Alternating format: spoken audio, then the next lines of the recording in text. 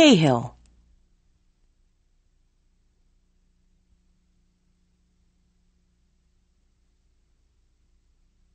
Step 1. The hook we're going to use for this fly is a standard number 12 dry fly hook, and we're going to use some 6/0 black tying thread, and just want to coat the base of the hook so we have a good base to tie our tail on. Step 2. And here we've chosen a dry fly quality brown neck hackle. What part do you know to take the fibers from on the feather? What determines that? You want to take from the center portion of the feather or towards the tip, because that part is far from the webbier section of the hackle. You want to make sure all the tips are even, and the total length of the tail should be about the same as the hook shank length. You want to make sure all those fibers are tied directly on top of the hook and not hanging over the side or underneath.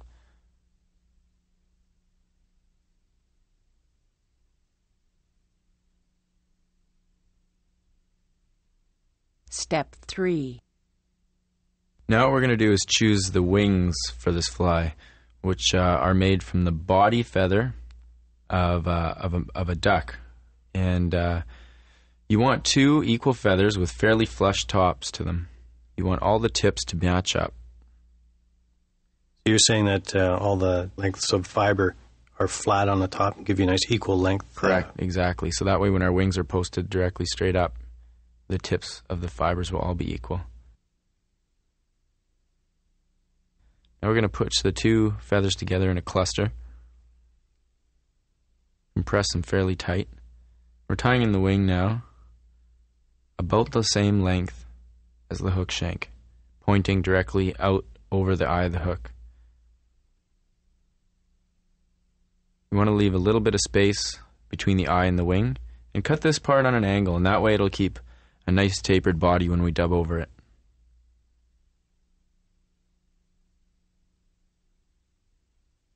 Step 4. Now what we're going to do is called posting the wing, which causes it to stand nice and erect. Wrapping a little bit of thread to one side of the wing. Now we're going to divide it with the needle, with the dubbing needle. Try and get them as equal as possible. We're going to start to figure 8 in between these 2 wings. How far apart do you want the wings to be from each other? You want them to be pointed at about a little bit less than a 45-degree angle out from the fly. A little bit more upwards than that. There, you can see right there.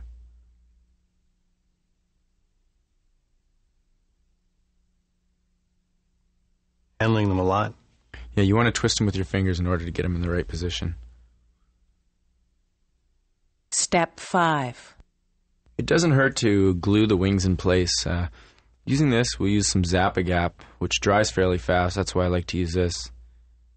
It just keeps your wings from moving around. Trying to get it right at the base of the feather. You don't really want to let it get absorbed into too much of the fibers itself. Step 6. Now we're going to add a little bit of Blue Dun superfine dubbing, something that will repel water. Muskrat or beaver, or a synthetic dry fly dubbing. I noticed you pinched the end really tight and the rest of it was kind of thick. Yeah, you want to have the tip, the initial part that hits the body of the dubbing, to be quite thin. This will help carry the whole body through with this nice taper.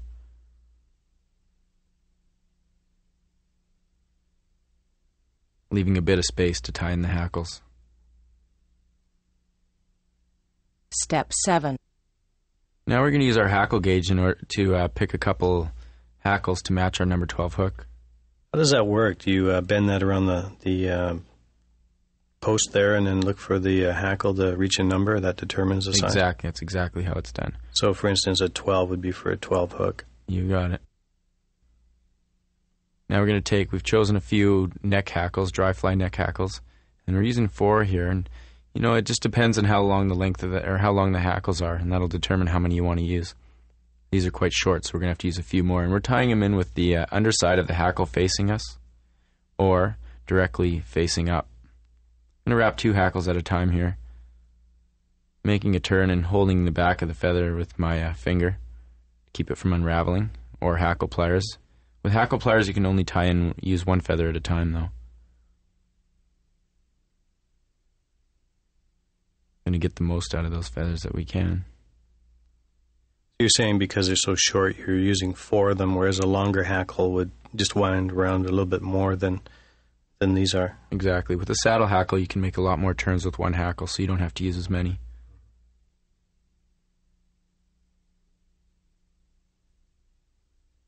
Tie those off. Snip them nice and neat, right in tight.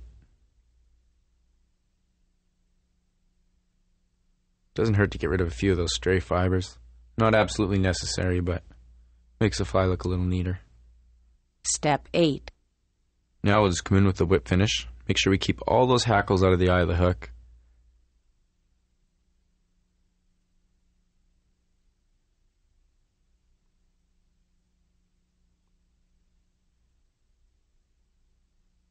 Nice looking fly.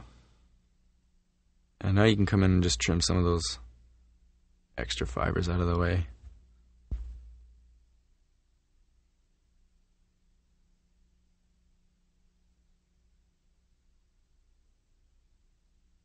Neaten it up a bit. See, those hackles should extend past the hook point. So they're a little longer than the gaps, what you're saying? Exactly. They'll aid in floating the fly. And the wing should be about the length of the hackle or slightly longer. You can just barely make it out there that it is a little longer. Now from there to the tail is where the fly is going to rest. That way it'll give it a nice angle in the water and look natural.